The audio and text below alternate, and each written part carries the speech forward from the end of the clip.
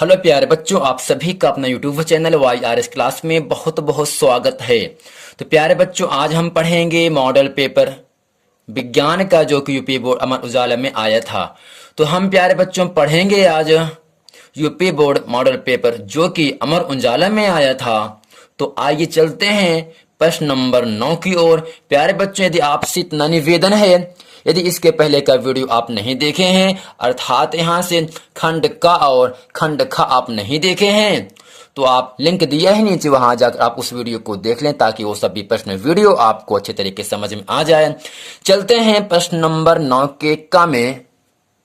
तो प्यारे बच्चों, खंड गा जीव विज्ञान प्रश्न नंबर 9 का प्रश्न आपके सामने कह रहा है, फुफ्फुस धमनियों में अशुद्ध रुधिर चला जाता है। तो प्यारे बच्चों, प्रश्न आपके सामने इतना ही कह रहा है, फुफ्फुस धमनियों में अशुद्ध रुधिर चला जाता है। ऑप्शन पहला हृदय में चला जाता है, दूसरा ऑप्शन फेफड़ों में चला जाता है, तीसरा ऑप्शन दाएं अलिंद में चला जाता है, चौथा ऑप्शन आपके सामने है शरीर की अग्र एवं पश्चिम महाधमनी में चला जाता है। तो प्यारे बच्चों, आपको ध्यान देना है, फुफ्फुस धमनियां अशुद्ध रुधिर चला जाता है, इन चारों ऑप्शन में ऑप्शन नंबर आपका दूसरा सही है, फेफड़ों में। यानी फुफ्फुस जो धमनियां होती हैं वो फेफड़ों में अशुद्ध रुधिर चला जाता है। तो प्यारे बच्चों, रुधिर का मतलब खून होता है। प्यारे बच्चों, चलते हैं प्रश्न नंबर 9 के खा में। तो प्यारे बच्चों, प्रश्न नंबर 9 का खाप से कह रहा है, नर जनन अंगों से संबंधित ग्रंथि है। तो नर का मतलब क्या होगा? पुरुष होगा, ठीक। नर जनन अंगों से संबंधित ग्रंथि है। ऑप्शन ए आपका है एपिडिडाइमिस, एपिडिडाइमिस, दूसरा है अधिवृक्क ग्रंथि, तीसरा है प्रोस्टेट ग्रंथि, चौथा है अग्न्याशय। तो प्यारे बच्चों, नर जनन अंगों से संबंधित ग्रंथि है, इन चारों ऑप्शन में ऑप्शन नंबर आपका तीसरा सही है, प्रोस्टेट ग्रंथि। यानी जो प्रोस्टेट ग्रंथि होता है वो हो नर जनांगों के संबंधित ग्रंथि होती है, अर्थात जो प्रोस्टेट ग्रंथि होता है वह नरों में पाया जाता है। तो प्यारे बच्चों, उम्मीद करते प्रश्न नंबर ख आप समझ गए हैं। चलते हैं आपको लेकर प्रश्न नंबर 9 के गा में। तो प्यारे बच्चों, प्रश्न नंबर 9 का गा आपके सामने कह रहा है, मेंडल के एक प्रयोग में सबसे लंबे मटर के पौधे जिनकी बैंगनी पुष्प थे का संकरण बौने पौधे जिनके सफेद पुष्प थे से कराया गया। तो प्यारे बच्चों, आपसे इतना ही कह रहा है, मेंडल ने एक प्रयोग किया था, यानी मेंडल के एक प्रयोग में लंबे मटर के पौधे जिनके बैंगनी पुष्प थे का संकरण बौने पौधे जिनके सफेद पुष्प थे से कराया। इनकी संतति के सभी पौधों में पुष्प बैंगनी रंग के थे, परंतु उनमें से लगभग आधे बौने थे, यानी आधे छोटे थे। इससे कहा जा सकता है कि लंबे जनक पौधों की आनुवंशिक संरचना निम्नलिखित में से कौन सा है? पहला ऑप्शन कह रहा है capital T capital W, B है capital T small W, C आपसे कह रहा है capital T small T capital W, और डी ऑप्शन कह रहा है capital T small T capital W small W. तो प्यारे बच्चों, प्रश्न नंबर ग में जो इन चारों ऑप्शन में ऑप्शन नंबर आपका चौथा सही है, capital T small T capital W small W. ये आनुवंशिक संरचना निम्नलिखित में से इन चारों ऑप्शन में ऑप्शन नंबर आपका चौथा था। तो प्यारे बच्चों, उम्मीद करते हैं ये प्रश्न आप समझ गए हैं। चलते हैं आपको लेकर प्रश्न नंबर 9 के घा में। तो 9 का घाव से कह रहा है, प्यारे बच्चों, अपमार्जक का उदाहरण है। ऑप्शन पहला कबूतर है, बी ऑप्शन तोता है, सी ऑप्शन बगुला है, डी ऑप्शन गिद्ध है। तो प्यारे बच्चों, अपमार्जक का उदाहरण इन चारों ऑप्शन में ऑप्शन नंबर आपका डी आपका सही, अर्थात गिद्ध है। यानी जो आपका अपमार्जक का उदाहरण होता है इन चारों ऑप्शन में ऑप्शन नंबर आपका चौथा, अर्थात डी गिद्ध सही है। तो प्यारे बच्चों, उम्मीद करते हैं प्रश्न नंबर 9 के का, खा, गा और घा प्रश्न आप समझ गए हैं। चलते हैं आपको लेकर प्रश्न नंबर 10 के का, खा, गा में, जो कि एग्जाम में 2 नंबर के लिए आपसे पूछे जाते हैं। तो प्यारे बच्चों, प्रश्न नंबर 10 का आपके सामने कह रहा है, किन्हीं 2 प्रोटीन पाचक एंजाइमों के नाम लिखिए। किन्हीं दो प्रोटीन पाचक एंजाइमों के नाम लिखिए। दूसरा है गर्भ निरोधन की विभिन्न विधियां कौन सी है। और तीसरा है यदि किसी जीव की कोशिकाओं में गुणसूत्रों की संख्या 20 है तो उसकी जनन कोशिकाओं में कितने गुणसूत्र होंगे। तो प्यारे बच्चों चलते हैं प्रश्न नंबर 10 का आपके सामने कह रहा है किन्हीं दो प्रोटीन पाचक एंजाइमों का नाम लिखना है। चलते हैं प्यारे बच्चों, इस प्रश्न का उत्तर आपके सामने हम बताते हैं। तो प्यारे बच्चों प्रश्न नंबर 10 के उत्तर में हम लिखेंगे हेडिंग करके किन्हीं दो प्रोटीन पाचक एंजाइमों के नाम निम्नलिखित हैं। पहला आपके सामने कह रहा है रेनिन एंजाइम, दूसरा है पेप्सिन एंजाइम। यानी जो ये दो एंजाइम हैं ये प्रोटीन पाचक एंजाइमों के मुख्य हैं। अर्थात जो रेनिन और आपका पेप्सिन है ये दो प्रोटीन पाचक एंजाइमों के नाम हैं। तो प्यारे बच्चों उम्मीद करते प्रश्न नंबर 10 का आप समझ गए हैं। खाप से कह रहा था गर्भ निरोधक के विभिन्न विधियां कौन सी हैं। गर्भ निरोधक की विभिन्न विधियां कौन सी हैं, इसमें लिखेंगे नंबर 1 करके रासायनिक विधियां, नंबर 2 शल्य विधियां, तीसरा है भौतिक विधियां, चौथा है प्राकृतिक विधियां यानी प्राकृतिक विधि, और पांचवा है रोधक विधि। यानी प्यारे बच्चों गर्भ निरोधक की विभिन्न विधियों को हम 5 भागों में या 5 अधिक भागों में हम बांट सकते हैं। पहला है रासायनिक विधियां जिसकी सहायता से हम गर्भ निरोधक को हम रोक सकते हैं। दूसरा है शल्य विधियां, तीसरा भौतिक विधि, चौथा है प्राकृतिक विधि और पांचवा है रोधक विधि। तो प्यारे बच्चों उम्मीद करते हैं प्रश्न नंबर 10 का और खा आप समझ गए हैं। चलते हैं आपको लेकर प्रश्न नंबर 10 के ग में। तो प्यारे बच्चों प्रश्न नंबर 10 का ग आपसे कह रहा है यदि किसी जीव की कोशिकाओं में गुणसूत्रों की संख्या 20 है, यदि किसी जीव की कोशिकाओं में गुणसूत्रों की संख्या 20 है तो उसकी जनन कोशिकाओं में कितने गुणसूत्र होंगे। चलते हैं इस प्रश्न का उत्तर आपके सामने हम बताते हैं। तो प्यारे बच्चों प्रश्न नंबर 10 का ग आपके सामने कह रहा है यदि किसी जीव की कोशिकाओं में गुणसूत्रों की संख्या 20 है तो उसकी जनन कोशिकाओं में कितने गुणसूत्र होंगे। तो प्यारे बच्चों आपको ध्यान देना है जीव की कोशिकाओं में गुणसूत्रों की संख्या जनन कोशिकाओं गुणसूत्रों की संख्या की आधी होती है। अर्थात यहां से जनन कोशिकाओं में गुणसूत्रों की संख्या 20 में हम 2 से भाग कर देते हैं, आपको मिल जाता है कितना प्यारे बच्चों 10 मिल जाएगा। अर्थात यहां से जनन कोशिकाओं में गुणसूत्रों की संख्या यहां आपको इतना समझना है जीव कोशिकाओं में गुणसूत्रों की संख्या जितना दिया होगा उसमें हम जब जनन कोशिकाओं की में गुणसूत्रों की संख्या निकालते हैं तब 2 से भाग कर देते हैं और जो मान आता है वह जनन कोशिकाओं में गुणसूत्रों की संख्या हो जाती है। तो प्यारे बच्चों उम्मीद करते हैं आप समझ गए। चलते हैं आपको लेकर प्रश्न नंबर 11 के का में। तो प्यारे बच्चों प्रश्न नंबर 11 का आपके सामने कह रहा है प्रश्न मानव में वहन तंत्र के प्रमुख घटक एवं उनके कार्यों का उल्लेख कीजिए।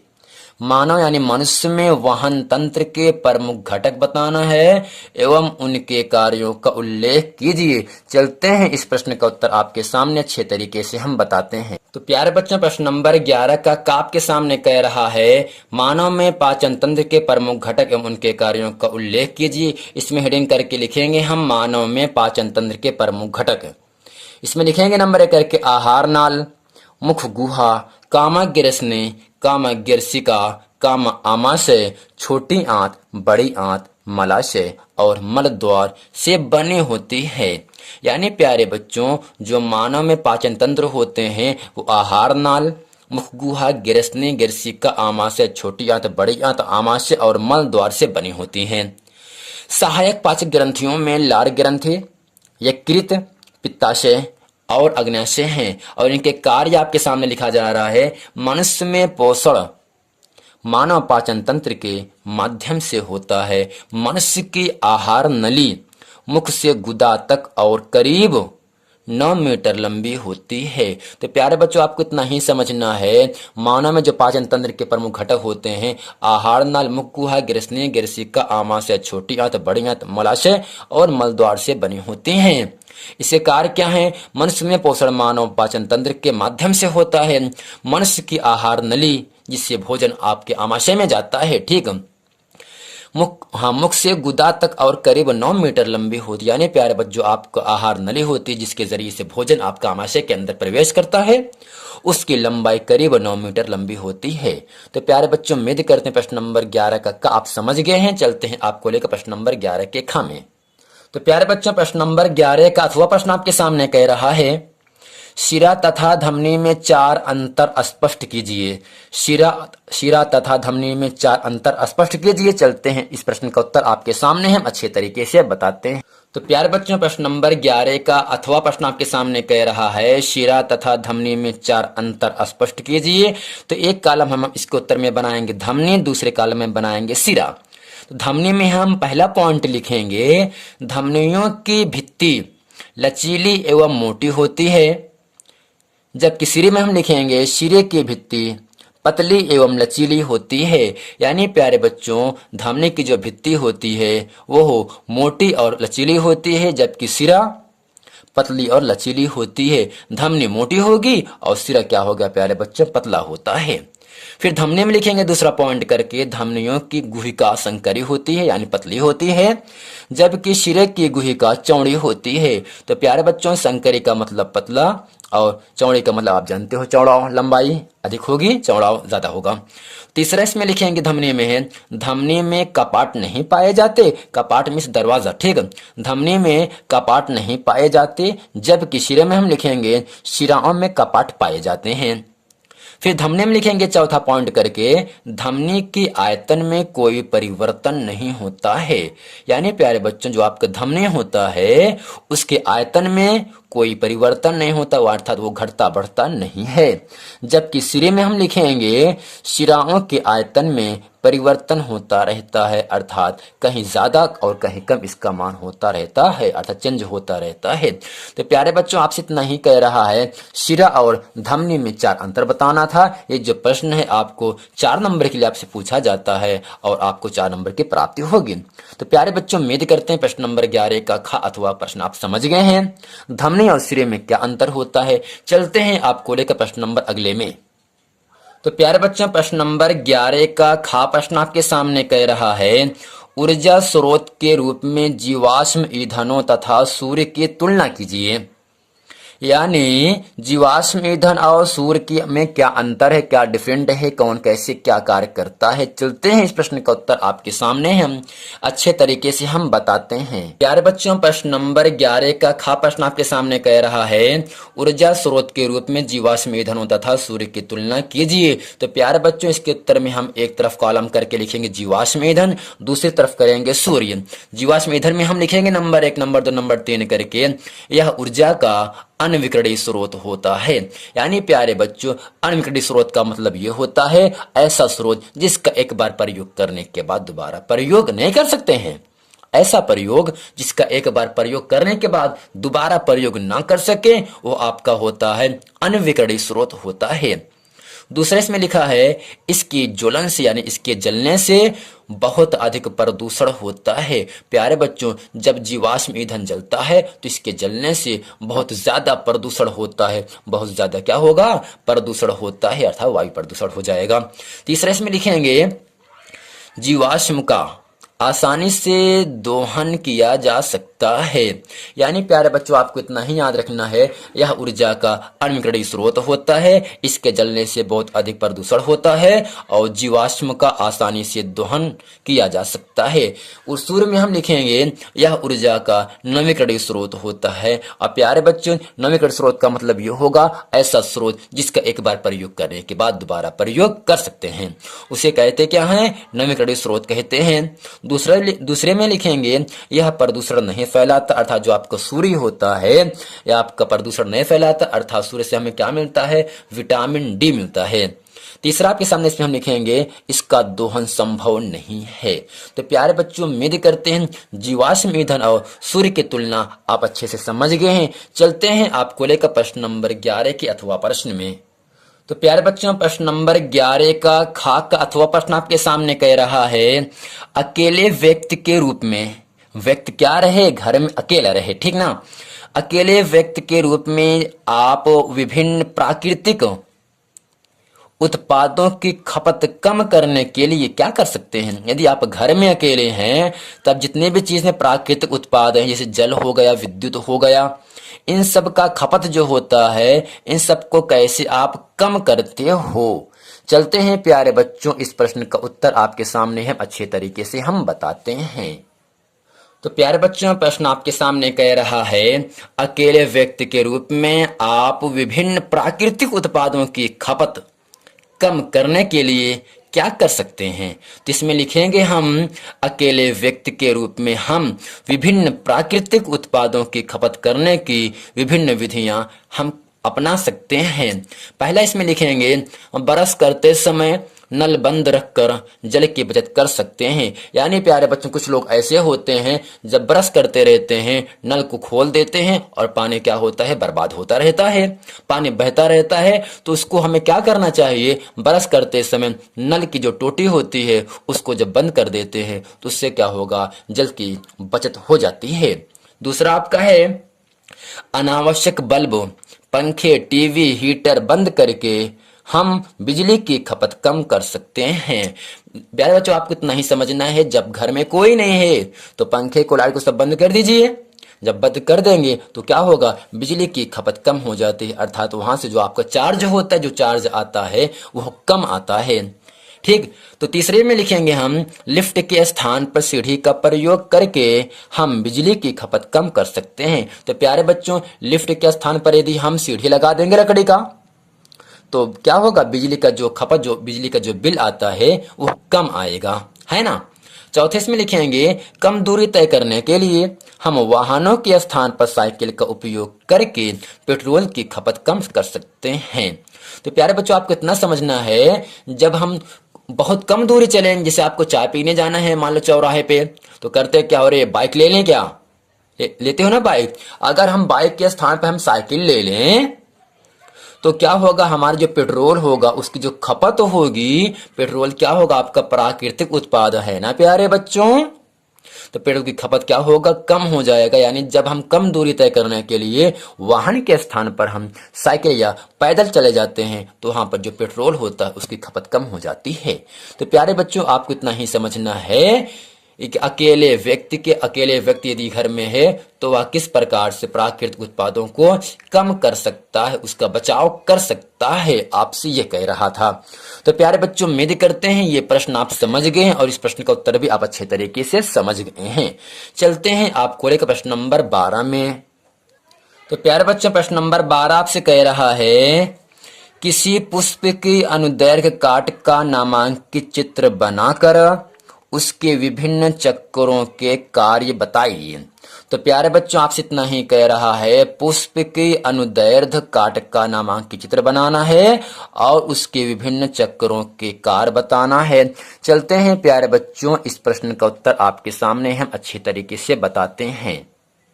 तो प्यारे बच्चों, प्रश्न नंबर 12 आपके सामने कह रहा है, किसी पुष्प के अनुदैर्घ्य काट का नामांकित चित्र बनाकर उनके विभिन्न चक्करों के कार्य बताइए।